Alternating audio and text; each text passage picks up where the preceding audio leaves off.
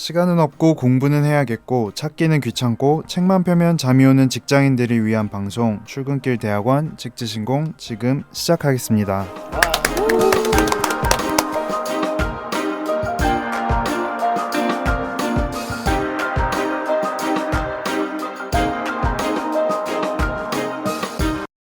안녕하세요, 쿤입니다. 반갑습니다. 반갑습니다. 스텔라입니다.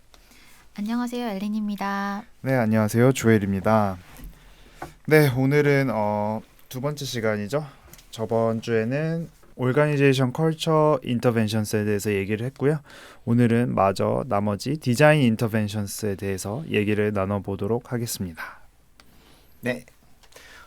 여기 조직 설계에 관한 데피니션이 나와 있는데 요거를 먼저 조직 설계가 뭐냐? 설계하면 이제 건축 설계는 많이 떠올려지는데 조직을 설계한다라고 했을 때 조직을 뭘 설계하는 거지라고 생각이 들 수도 있을 것 같아요. 그래서 인간은 계획하는 존재이기 때문에 목표가 있고 그 목표를 달성하기 위해서 뭔가 계속 이제 꿈이죠. 계속 이렇게 일을 이렇게 머릿속에서 구상을 하는 그게 이제 다 디자인이고 계획이라고 할 수 있는데 여기서 디시전은 이제 어떤 의사결정이다라고 이야기를 하고 무엇에 대한 의사결정이냐면 목적, 조직이라고 하면 조직이 존재하는 목적이 있잖아요. 그 목적에 맞게 어떻게 그 노동을 배치할 거냐. 그래서 여기서 이제 patterns of division of labor 그래서 분업이잖아요. 그러니까 사람이 뭐 조직이라고 하는 건 혼자 있는 게 아니니까 여러 명이 함께 해야 되는데 그러면 너 할 일, 나 할 일, 리더가 할 일, 구성원이 할 일, 뭐 마케팅 부서가 할 일, 뭐 할 일 이렇게 일을 나누는 거잖아요. 그래서 그 분업의 이제 패턴이 조직 목적에 잘 맞아 떨어지는지 아닌지 봐야 될 거잖아요. 그죠? 조직 목적을 실현하는지. 그래서 그거 하고 그 다음에 이제 그걸 이제 나눴어요. 분업을 했어. 기본적으로 분업을 해요. 여러 명이니까 일을 나누는 게 맞죠. 나눴는데 나누면 이제 무슨 문제가 생기냐면 서로 조율하는 게 문제가 돼요. 그래서 어떻게 조율하지? 이걸 설계하는 거다. 그래서 나누었는데 같이 도와서 일을 해야 된단 말이에요. 그래서 그 조율을 어떻게 할 거냐. 예를 들어서 스텔라가 3일 만에 일을 끝냈어요. 근데 저는 5일 걸려요. 이 조율을 해야 되잖아요. 이틀 동안 되게 심심해서 휴가 가면 되나? 뭐 아무튼 그런 것도 조율이라고 할 수 있겠죠. 그런 것도 설계를 할 수 있겠죠. 그런 거죠. 그래서 그리고 그 일을 이제 누구에게 맡길 것인지 이런 것에 대한 전반적인 구상 이게 그 구상하고 결정하는 거 이게 조직 설계다. 이렇게 설명을 하고 있습니다. 무슨 생각이 드시나요?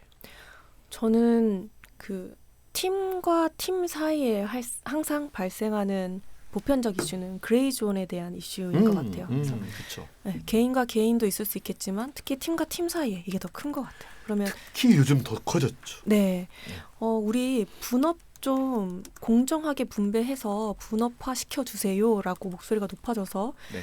팀의 업무 분장을 팀 간 다르게 해줬더니 근데 그레이존에 발생한 일은 누가 하나요? 이거 왜 우리가 해야 되나요? 이거에 대한 그 조율이 좀 필요한 상황. 맞아요. 그게 생각이 좀 드는 것 같고 근데 그걸 뚜렷하게 구분하는 것은 현실적으로 불가능하다. 네. 맞아요. 네, 그래서 여기도 이 스타 모델 갈브레이스의 스타 모델에서 레터럴 케이퍼빌리티가 이제 한쪽을 차지하고 있거든요. 이걸 그냥 쉽게 말하면 스킬이에요, 스킬인데 그동안 이 한국 사회가 한국의 많은 회사들이 스킬을 너무 소홀히 했어요. 아니에요. 스킬 교육 얼마나 많이 시키는데요. 이렇게 얘기하면 교육팀이 서운합니다. 레터럴 케이퍼빌리티에 관련된 스킬을 소홀히 했어요. 예를 들어 이 조율하는 능력에 관한 네. 스킬을 그러니까 개인 능력, 개인의 역량, 개인의 스킬 이거는 많이 향상됐다라고 보는데 예를 들어서 뭐 엑셀을 사용하는 스킬이라거나 또는 뭐 고객에게 물건을 파는 스킬이라거나 뭐 이런 거는 되게 집중해서 많이 교육을 했다. 뭐 아니면 기획서를 작성하는 스킬이라거나 그런데 조율하는 스킬 이걸 다른 말로 표현하면 뭘까요? 협업 스킬을 다른 말로 표현하면 뭘까요? 갈등 해결? 갈등 해결을 다른 말로 표현하면 뭘까요? 네, 어떤 스킬이 필요할까요? 퍼실리테이션. 퍼실리테이션. 네. 그래서 또 나왔다. 허무하네요. 예. 네. 뭔가 다른 거지 않을까. 네, 열심히 머리를 굴리고 있었는데. 네, 다르지 않을 수밖에 없는 거죠. 그러니까 이게 너무 퍼실리테이션을 놓쳤다 그동안. 그러니까 여기서도 이 스타 모델에서 레터럴 케이퍼빌리티, 그러니까 구조를 나누어 놨어요. 구조 나누는 거 되게 중요하거든요. 그죠? 구조를 딱 나누어서 이제 부서를 팀을 막 짰어요. 짰는데 그레이가 생겨나요. 환경이 바뀌어요. 그래서 이제 이렇게 나누었다가는 안 될 것 같으니까 통합을 해야 된다거나 또는 통합해서 일을 했는데 다시 분리를 한다거나 예를 들어 요즘 뭐 조직문화팀, 조직개발팀 이런 게 이제 떨어져 나오는 경향들이 있는 거죠. 과거에는 뭐 HRM과 D도 같이 있었고 지금 M과 D를 이제 나누는 일이 생기고 또 D나 M에서 떨어져 나와서 조직문화팀을 꾸려요. 네. 그런 꾸리고 나면 반드시 조율의 문제가 생길 거잖아요. 그렇죠. 아니면 아예 등 돌리면서 일하더라고요. 그러니까 아예 이제 이렇게 아까 그 경쟁 우리 지난주에 경쟁 문화 이야기했는데 만약에 경쟁 문화가 강한 조직이라면 사실은 HRM, HRD 또는 뭐 조직 문화 이런 것들이 다 정말 긴밀하게 협업을 해서 일을 해야 됨에도 불구하고 안 하는 거죠. 그게 경쟁 문화 때문일 수도 있지만 여기서 말하는 레터럴 케이퍼빌리티가 약해서 그럴 수도 있다. 그래서 그 퍼실리테이션 스킬이 어마어마하게 중요하다라고 말할 수 있겠죠. 네, 파이브 스타 모델을 이제 얘기한 김에 이 요소를 하나씩 한번 살펴볼까요? 네, 맨 먼저 전략이네요. 전략은 왜 중요할까요? 조직 설계를 하는데 전략은 왜 중요할까요? 전략은 하나의 그 지향점인 것 같아요. 네. 그래서 그러면 전략이 있으면 그거를 기준으로 구조도 짜고 사람도 이렇게 하고 배치하고 보상에 그렇죠. 대한 부분도 점검을 그렇죠. 하고 네. 그리고 그 전략을 해 나가기 위해서 의사결정 프로세스도 수립하고 그리고 아까 얘기 나눴던 그 조율에 대한 스킬 어떤 조율이 필요한지도 확인해 볼 수 있어서 어떤 방향성과 기준이 전략이지 않을까 생각합니다. 전략의 이제 두 가지 정도를 기억하면 좋은데 전략이란 말이 되게 또 모호한 개념이어서 첫 번째는 원래 큰 목표, 조직 전체의 목표, 그걸 보통 비전이라고 이야기를 하죠. 네. 비전이나 미션을 놓고 보았을 때 그거를 달성하는데 합당한 방향, 그게 전략이잖아요. 그렇죠? 전략은 전략 따로 있는 게 아니라 늘 비전을 먼저 생각을 해야 된다라고 하는 거죠. 내가 서울대를 가고 싶다라고 하면 서울대를 가기 위한 전략을 수립하는 거잖아요. 그죠? 그다음에 두 번째는 전략을 수립한다는 건 전략 말고 안 한다라는 의미를 포함하고 있어요. 다 할 수 없으니까. 그래서 이제 선택과 포기라는 그렇죠. 표현이 맞아요. 나오잖아요. 맞아요. 네. 근데 왜 다 할 수 없는 거죠? 자원이 제한되어 있기 때문에. 와.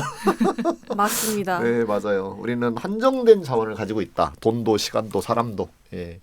시간은 자원이라고 보지 않는데 우리가 생활에서는 늘 시간이 자원으로 느껴지죠. 맞습니다. 네, 그러기 때문에 이제 어떤 것을 하지 않기로 함으로써 그게 전략이 또 뚜렷해진다 이렇게 이야기할 수 있는 거죠. 그다음에 이제 그 전략을 실현하기 위해서 구조도 만들고 그거에 적합한 사람을 뽑고 IT 회사인데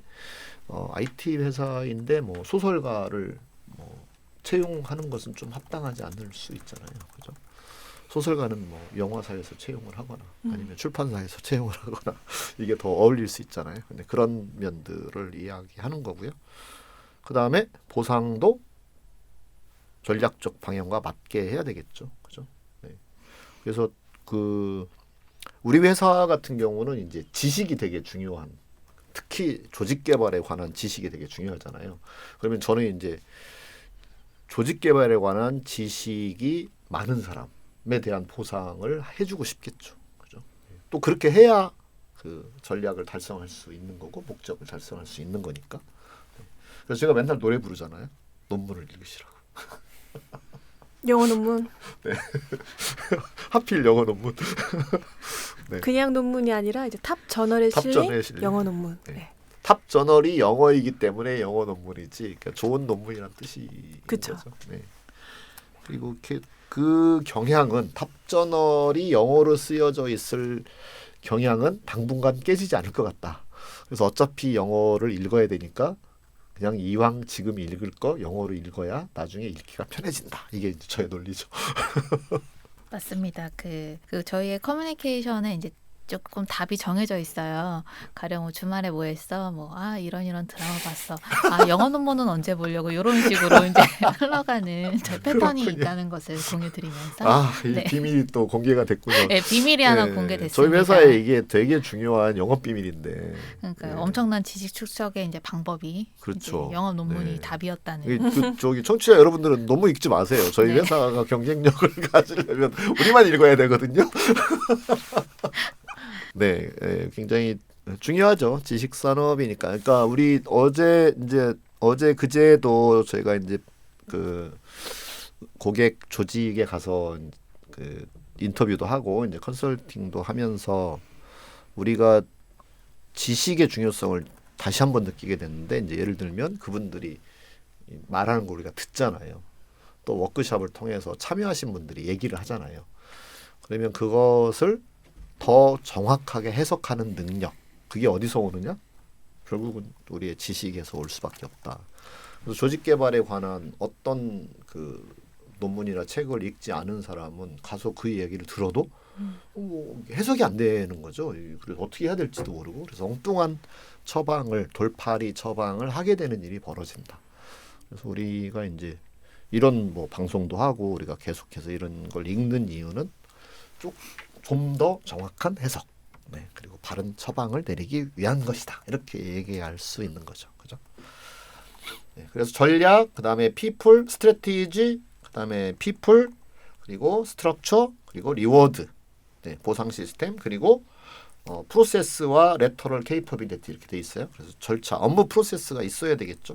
그거에 합당한 업무 프로세스가 있어야 되고, 예를 들면 고객의 요구가 매우 다양하고 매우 짧게 계속해서 변하는 그런 고객을 상대하고 있는 조직이다. 그러면 업무 프로세스가 그냥 일선에서 바로 결정해서 고객을 대응하는 프로세스로 만들어야지. 그걸 내부에서 보고하고 여기저기 검토하고 이런 프로세스에서는 견딜 수가 없을 거잖아요.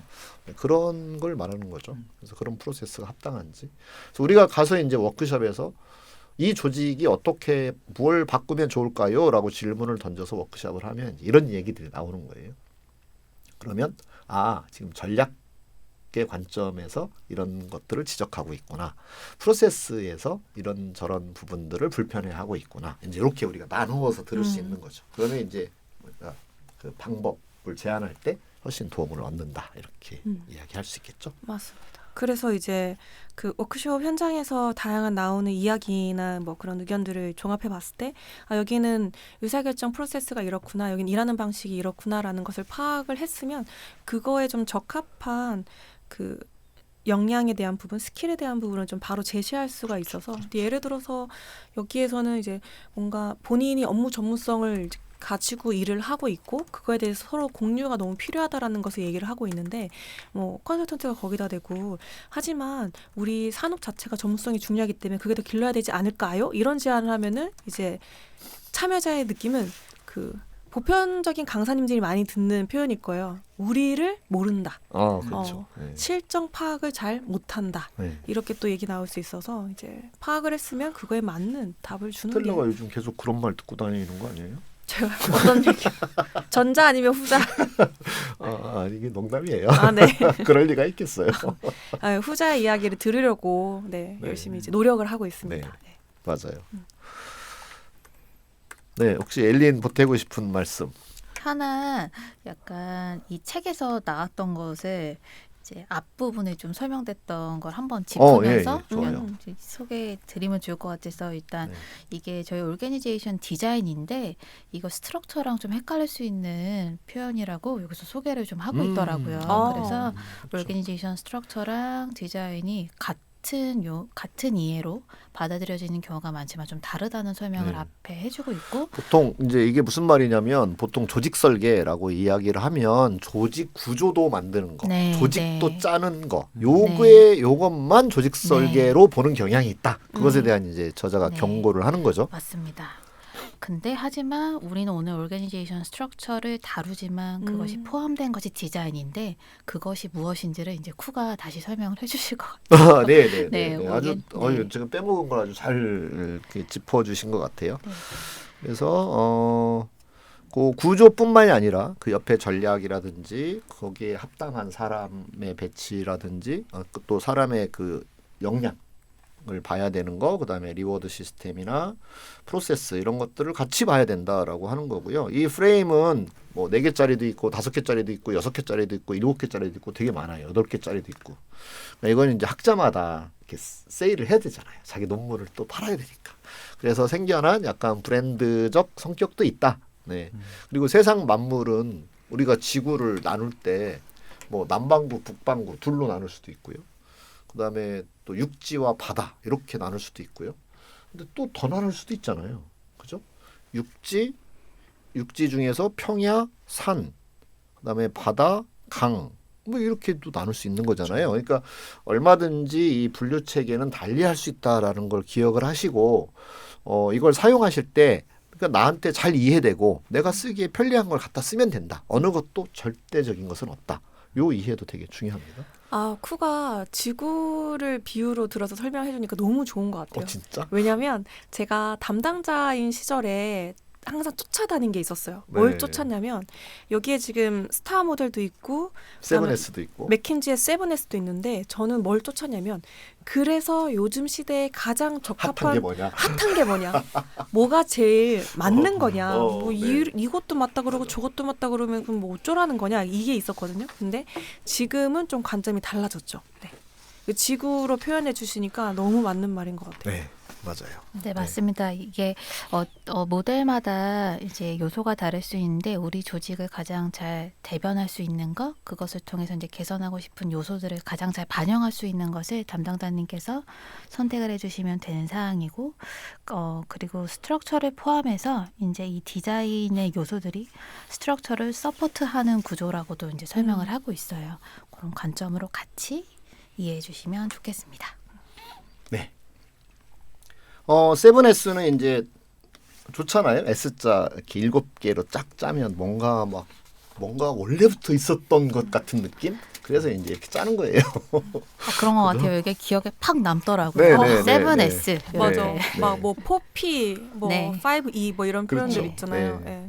그래서 그게 뭔가 더 관심을 끌기 때문에 그렇게 만드는 거고 여기에 있는 용어들이 절대적이지는 않다. 그렇게 보시고 그다음에 전에도 한번 말씀드린 것 같은데 뭐 인간의 육체를 이렇게 볼 때에도 뭐 한편으로는 뭐 이렇게 두부, 그다음에 바디, 뭐 이렇게 사지 이렇게 나눌 수도 있고 그다음에 뭐 심혈관계, 그다음에 근골격계 뭐 이런 식으로 나눌 수도 있는 거잖아요. 이제 그렇게 나누어서 보면 각각의 특징이 있고 그 각각에 대하여 다루는 어떤 방법의 차이를 발견할 수 있는 거죠. 그래서 우리가 사람의 몸을 진단할 때에도 지금 이 질병이 심혈관계가 문제가 생긴 건지 근골격계가 문제가 생긴 건지 아니면 뇌 신경계에 문제가 있는 건지를 보면 조금 더 집중적인 처방을 할 수 있다. 하지만 몸이라고 하는 건 이게 다 잘 작동을 해야죠. 그죠? 게다가 외모까지 이렇게 잘 작동을 해야 되는 거잖아요. 그런 관점으로 이제 보시면 됩니다. 그래서 그냥 조직을 이렇게 그냥 보면 너무 복잡하고 보기가 어려우니까 좀 몇 개의 시각으로 나누어서 본다. 이렇게 이해를 하시면 되고요. 그 다음에 이제 구조가 사실은 가장 길게 결정하는 것이기 때문에 이제 그거를 잘 세팅을 한 다음에 이제 나머지를 그거 맞춰낸다 이렇게 볼 수 있고 요즘은 이제 구조의 수명 자체도 굉장히 많이 짧아졌어요. 그래서 맨날 가면 힘들어해요. 자꾸 조직을 바꾼다고.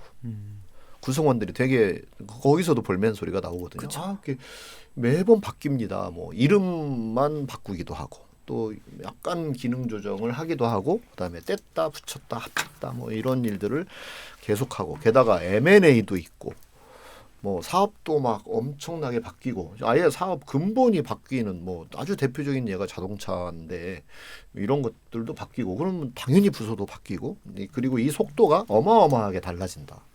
그래서 갑자기 자동차 하던 회사가 클라우드 사업한다라고 하는 이야기가 나오는 거예요. 클라우드는 전혀 다른 영역처럼 보였는데 자동차에서 취득한 데이터를 클라우드에다가 집어넣어서 이 데이터를 파는 사업으로 바꿔야 되겠다. 얼마든지 가능한 얘기인 거잖아요. 그래서 그런 이제 변화무쌍한 시대라는 점도 같이 고려를 하고요. 그래서 세븐S는 아마 이 들으시면서 검색하시면 그냥 아주 쉽게 찾을 수 있는 프레임워크입니다. 너무나 유명해서. 그래서 구조, 그다음에 전략, 그리고 시스템. 시스템은 제도라고 보시면 됩니다. 제도도 되게 이게 장기적 결정 중에 하나인데 구조는 어떤 인적 구조를 말하는 거라면 제도는 어떤 소프트웨어적인 거. 예를 들어서 전자 결제 시스템. 이것도 시스템이잖아요. 그다음에 회계 시스템 이것도 시스템이고 이게 하나 인사 시스템 또 인사 제도 이렇게 말할 수 있는 거잖아요. 그래서 그런 측면으로 이해하시면 되고 여기 시스템에는 이제 앞에 그 5스타 모델에서 나왔던 리워드 보상 시스템 이건 여기 시스템에 해당한다고 얘기할 수 있겠죠. 그 다음에 스킬스 그리고 스태프 직원들의 이제 어떤 역량을 가진 직원들이냐. 그 다음에 스타일. 이게 조직 문화를 말하는 겁니다. 특히 여기서 스타일은 리더의 스타일을 좀 강조하고 있어요. 세븐S에서는. 그리고 이 전체를 아우르면서 중심에 두고 있는 게 이제 shared value라고 돼 있죠. 가치관. 사실 이게 조직 문화의 핵심이죠. 네. 나머지들은 이 value를 이렇게 드러낸 겉으로 보여지는 것이라고 한다면 밸류는 사실 머릿속에 유령처럼 자리 잡고 있어서 잘 보이지 않는 그런 거라고 할 수 있어요. 그래서 요 7가지 요소를 이제 뭐 서베이 등을 통해서 진단을 하고 그 중에 좀 취약하다고 생각하는 것들을 보완하는 방식으로 이제 우리가 개입을 한다. 이렇게 이야기할 수 있습니다. 엘린이 하고 싶은 말이 생긴 것 같은데. 네. 또 저를 너무 재밌게 듣는 저의 호기심 어린 눈빛을 라디오로 그런 거였어요? 표현이 안 됐지만 네. 그런 눈빛을 보고 쿠가 얘기해 주신 것 같습니다. 그렇군요. 네. 네. 요즘 자꾸 빗나가네. 이제 좀 점쟁이로 나서 보려고 이제 조직개발 컨설턴트에서 약간 이렇게 점쟁이 쪽으로 가보려고 했는데 잘 안 되네. 나는 그쪽은 아닌가 봐요. 아예 맞습니다. 아니고 계속 이쪽으로 정진하시는 걸로 족족 틀리고 있는 것 같아서. 그 점쟁이도 이제 분야가 다양하게 있잖아요. 네. 네, 그 조직 점쟁이? 네, 조직 점쟁이는 굉장히 이제 타율이 높아요. 근데 이제 사람 점쟁이의 타율이 낮으시기 때문에 네. 네, 알겠습니다. 조직 점쟁이로 계속 나아가시는 걸로, 네, 조직 연금술사로 나아가시는 걸로 하겠습니다. 네. 그렇게 하겠습니다. 네, 그다음에 이제 조직 구조. 그 중에서 이제 뼈대를 이루는 게 구조죠. 그러니까 예를 들면 건물이 있으면 이렇게 또 예를 들어 설명하면 스텔라가 좋아하겠네요. 맞아요. 네, 건물이 있으면 건물에 이제 인테리어 또 뭐 외부의 페인팅 또 벽면 창문 이런 것들이 있겠지만 사실 그 건물이 끝까지 유지되도록 지탱하는 거는 기둥, 골격이잖아요. 골격, 그죠? 그래서 그게 이제 조직의 구조라고 보면 될 거예요. 근데 뭐 조직 건물이 뭐 기둥만 있다고 건물이라고 말할 수는 없는 거잖아요. 그 안에 이제 세부적인 그 건물을 활용할 수 있는 여러 가지 장치들, 벽과 뭐 칸막이와 이런 인테리어와 이런 것들을 다 동원을 하게 돼 있죠. 네, 그 중에 큰 골격 이게 이제 구조다 이렇게 말씀드릴 수 있어요. 그러면 이제 그 구조를 조직의 구조를 어떻게 짜면 제일 좋으냐? 가장 일반적이면서 맨 처음에 등장했던 것이 이제 기능 구조. 네, 그래서 functional structure 이렇게 돼 있네요. 그래서 기능별로 나눈 겁니다. 네, 뭐죠? 제가 맨날 아주 강조하는 피터 드러크가 비즈니스는 단 2가지라고 말했다. 하나는 혁신, 하나는 마케팅이다. 이렇게 얘기하잖아요. 그래서 조직을 구조를 둘로 나누려면 사실은 둘로 나눈 다음에 그렇게 나누시면 돼요. 내다 파는 것과 팔 것을 만드는 조직. 그렇게 볼 수 있잖아요. 그죠? 네. 근데 이제 거기에다가 이제 좀 더 추가할 수 있는 게 이제 파이낸스. 그다음에 오퍼레이션, 운영, 조직이라고 할 수 있겠죠. 그리고 앞에는 이제 R&D. 예, 그죠? 혁신을 이제 이루어내는 건 R&D에서 하는 거니까. 그래서 그런 새로운 것들을 만들어내고 그걸 내다 팔고 팔릴 수 있는 상태에 놓이게 하고 그런 거 뭐 가격을 매긴다거나 뭐 타겟 고객을 정한다거나 포장을 한다거나 뭐 저희 회사 같은 경우는 이제 홈페이지를 만드는 게 마케팅이잖아요. 저희 홈페이지가 없으면 사람들이 우리 회사에 뭐가 있는지를 모르니까 구매를 할 수가 없게 되는 거잖아요. 그죠? 그다음에 이제 재무적인 조치. 뭐 참고로 저희 회사의 내부 사정이긴 합니다만 저희 회사는 빚이 하나도 없습니다. 갑자기요? TMI. 네, 자본이 풍부하다는 걸 그래서 지금 그러니까 홍보하시는. 아니 그게 아니라 비즈니스 잘 못하고 있다 그 뜻이에요. 비즈니스를 잘하는 사람은 펀딩을 해서 그 자본을 활용해 자본주의잖아요. 자본을 많이 가지고 R&D를 열심히 혁신을 해서 그다음에 마케팅 잘하는 사람을 채용을 해가지고 팔고 이게 이제 마케팅을 잘하는 거죠. 근데 저희 회사는 이제 적어도 저는 그걸 잘 못하는 사람인 거죠. 그래서 앞으로 이제 훌륭한 이 재무 그 담당하시는 분이 오히려 회사에 오시면 그런 것도 잘하실 거예요. 그죠? 네, 저는 잘 하실 게 못합니다. 많겠네요. 해놓은 게 없어가지고. 그렇죠, 그렇죠. 네, 네. 그래서 네, 근데 저희 지금 재무가 사실 거의 없잖아요. 오퍼레이션 하시는 거잖아요. 저희 그쵸. 회사의 음. 그 경영지원 실장님이 하시는 일은 오퍼레이션이죠. 급여를 계산하고 주고 뭐 수입을 하고 세금 계산서를 발행하고 하는 일들은 이제 오퍼레이션이다라고 얘기할 수 있는 거죠. 그래서 이렇게 기능별로 나누는 조직이 가장 일반적인 조직이고 이제 회사가 생겨나면 사실 이거부터 출발한다 이렇게 볼 수 있어요. 근데 그렇게 하다가 이제 회사가 커져요. 커지면 이제 그렇게 기능으로 쪼갰더니 잘 안 돌아가는 일이 생기겠죠. 그죠? 그러니까 더 잘 돌아가게 하기 위해서 이제 생겨나는 조직이 이걸 여기서 이제 유닛 스트럭처라고 이름을 붙였는데 이게 유닛이란 말 번역하기가 되게 애매할 거예요. 사업부 조직, 사업부 구조 이렇게 보시면 됩니다. 그래서 비즈니스 유닛 보통 사업부 이렇게 번역하는 말인데 그렇게 이해를 하시면 되고 다른 책에는 이제 디비전이라고 이야기를 해요. 디비전. 그래서 펑션이냐 디비전이냐. 디비전은 뭔가 이렇게 독립적으로 쪼개진 어떤 것 이런 의미예요. 그래서 유닛도 사업부가 사업부 안에도 마케팅이 있고 사업부 안에도 R&D가 있고 네, 이런 게 이제 이 유닛 구조다라고 이야기할 수 있는 거죠. 유닛 구조를 만들면 자 기능 조직으로 만들었더니 이게 예를 들어서 R&D다. 근데 막 우리가 연구 개발을 해야 되는 게 너무 많아요. 그죠? 내연기관도 해야 되고 예를 들어 자동차도 해야 되고 여기는 또 뭐 IT도 해야 되고 그다음에 클라우드도 해야 되고 인공지능도 해야 되고 막 많아요. 근데 그거를 연구 개발을 한 부서에서 그걸 다 한다? 뭔가 잘 안 될 것 같잖아요. 그러니까 이쪽 저기 AI 사업부를 만들자. 이제 이렇게 되는 거죠. 그러면 AI 사업부에서 AI 연구 따로 하고 그다음에 AI에 관하여 마케팅도 따로 하고 이제 거기서 파이낸스도 따로 하고 뭐 이렇게 한단 말이에요. 그러면 이제 무슨 일이 생기겠어요? 이제 기능의 중복 현상이 생겨나는 거예요. 네. 정부 부처를 예를 들면 이제 행안부에서도 외교도 하고 채용도 하고 원래 정부 전체 공무원을 한 곳에서 채용하고 인사를 담당하느냐? 그게 아니라 그 부처에서도 또 채용도 한단 말이에요. 전체 공무원 시험이 있기도 하지만 부처에서도 뭐 계약직이나 이런 사람들 뽑기도 하잖아요. 그러면 이제 인사 기능이 중복되네? 이제 이런 문제가 생기는 거죠. 그럴 수 있죠. 네. 그다음에 정부 정책에 대한 홍보를 옛날에 국정 홍보 지금 어디로 이름이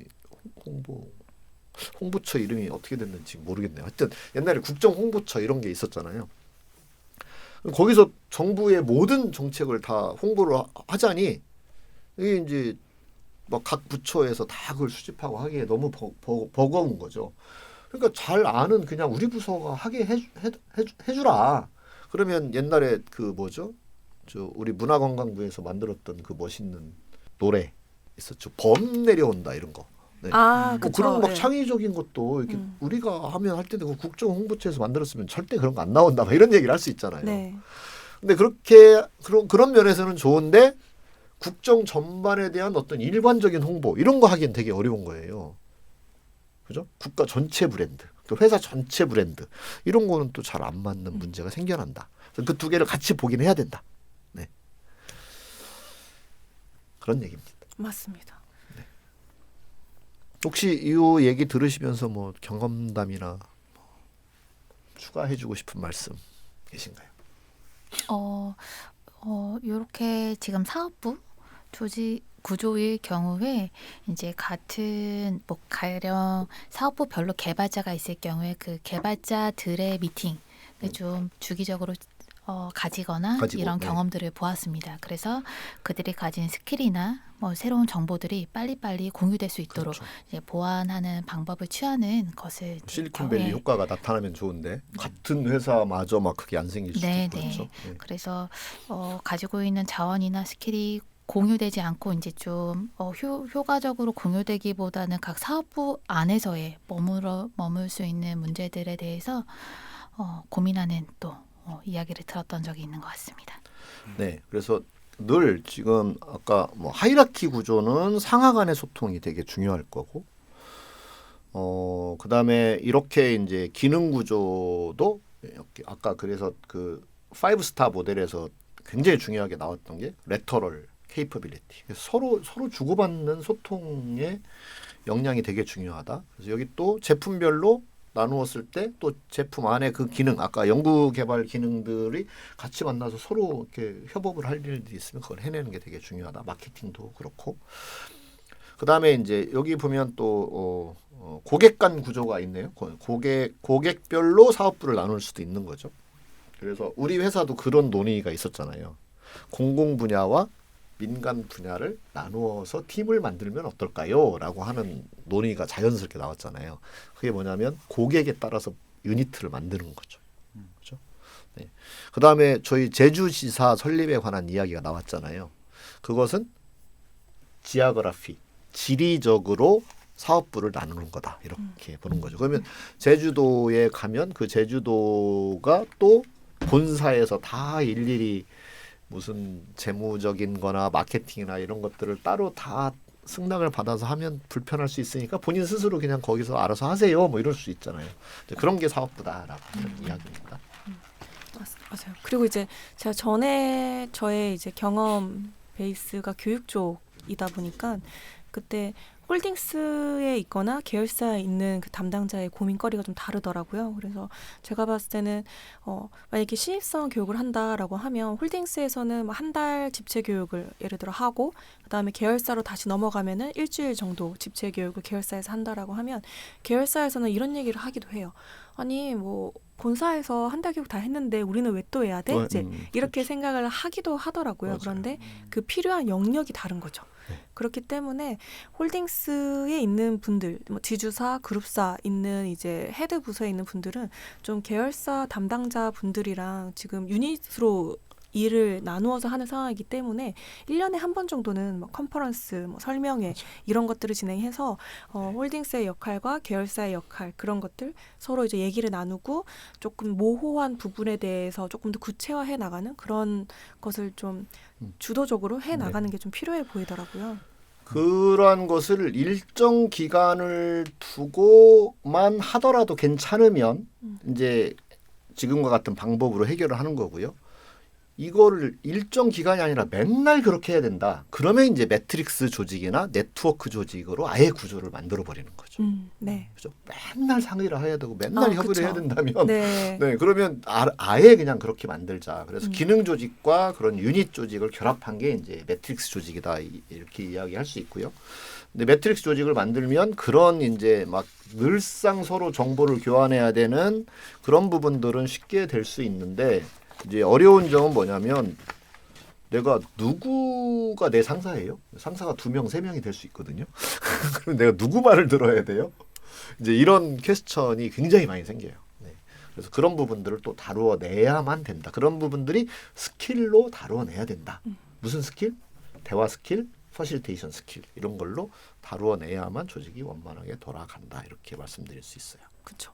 그래서 그 너무 리더만 이거에 대해서 잘 알고 이거에 적합한 대응을 하는 게 필요한 게 아니고 구성원 입장에서도 예를 들어 내가 매트릭스 조직에 놓여 있어서 리더가 너무 다양하고 어떤 리더가 무엇을 결정해주고 내가 무엇을 공유해야 되는지 잘 몰라서 혼란스럽다. 리더를 좀 한 명으로 지정해줬으면 좋겠다. 이런 니즈가 있다면, 맞아요.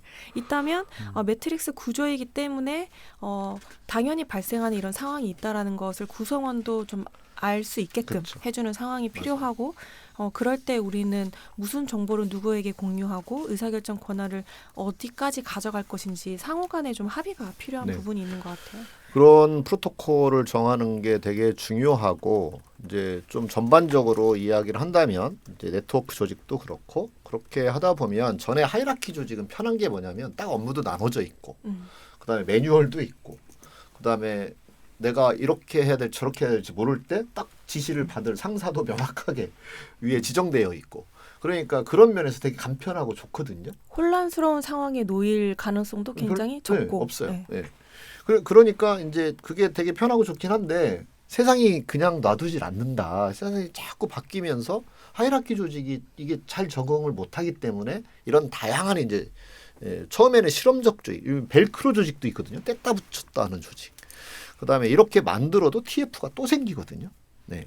그래서 끊임없이 이렇게 유동적인 조직의 변화가 생겨난다. 구조 자체가 막 흔들흔들한다라고 하는 거예요. 그랬을 때 뭘 해야 되느냐면 그 중심에 놓여 있는 개개인들, 리더는 리더대로, 구성원은 구성원대로 그러한 상황을 읽어내고 그 안에서 본인 스스로 의사결정을 하고 또 본인 스스로 의사결정을 못할 때는 주변에 누구와 상의해서 의사결정을 해야 되는지를 알고 그래서 그런 불편과 불화가 끊임없이 생겨난다는 걸 받아들이고 어떻게 그걸 코핑해 나가야 되지? 라고 하는 퀘스천으로 넘어가는 그게 이제 성숙된 조직이고 또 조직 구성원으로서 오늘날을 살아가는 방법이다라고 말할 수 있어요. 그래서 우리 회사가 되게 중요하게 참여자를 구성하는 것 중에 하나가 전체가 모일 수 있게 하는 것을 중요하게 보잖아요. 그래서 보통의 담당자는 전체가 함께 모이면 대혼란 파티가 될까 봐 두려워합니다. 그렇죠. 벌벌 떨어요. 네, 네. 꼭 거기에 파티라는 말을 붙이네요. 아, 뭐 긍정적 표현으로 네. 스텔라가 파티를 좋아하시죠. 네, 클럽도 좋아하시고. 네. 대혼란 파티가 생길까 봐. 네. 얼떨결에 다 했어. 그 대혼란 전쟁이라고 하면은 너무 좀 힘들잖아요. 대혼란 파티. 그래서 대혼란 네, 파티가 훨씬 생길까봐 걱정이 될 텐데 그래서 자꾸 분절 지어서 모이게끔 하고 싶어요. 맞아요. 그래야 발생하는 문제의 가지수나 범위가 줄어드니까. 그래서 뭐 탑끼리 모이면 안 될까요? 아니면은 팀장 빼고 모이면 안 될까요? 대리끼리 만나면 모이면 안 될까요? 계속 이런 것들을 저희한테 질문을 주시거든요. 그런데 그거에 대해서 탑은 이렇게 생각합니다. 뭐 팀장은 이렇게 생각합니다.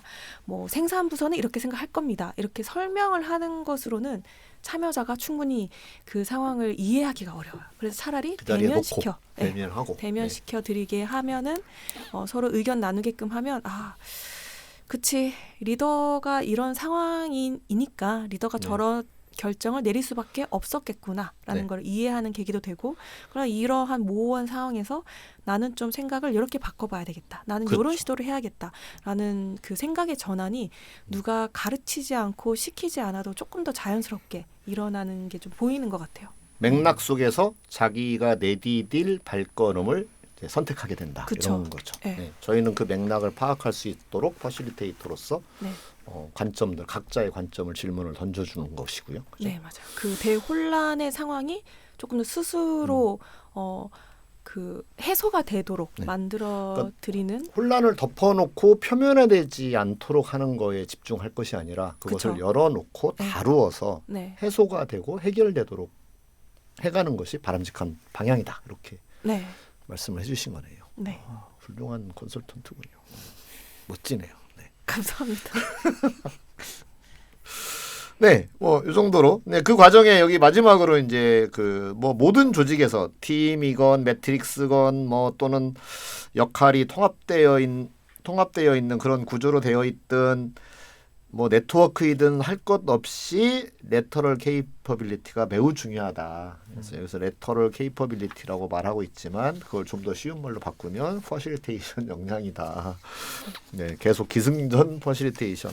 실제로 네, 저는 진짜 이 관점을 갖고 바라보는 게 매우 중요합니다. 내부에서 소통이 안 된다고 할 때, 그다음에 뭐 리더와의 간격이 잘 안 된다고 할 때, 옆에 부서와 협조가 잘 안 된다고 할 때, 뭐 이런 수많은 어떤 불편의 요소는 누군가가 그걸 퍼실리테이션을 해서 도와주면 그러면 훨씬 잘 해소될 수 있다라고 하는 거고, 그것은 조직을 운영하는 데 있어서 굉장히 중요한 필수 요건이다, 이렇게 말씀드릴 수 있겠습니다.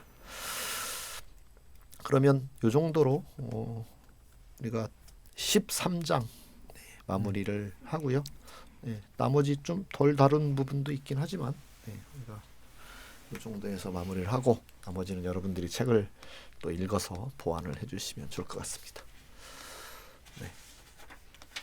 네, 그래서 오늘 두 번째 시간까지 해서 챕터 13 Organization Culture and Design Interventions에 대해서 얘기를 나눠봤고요.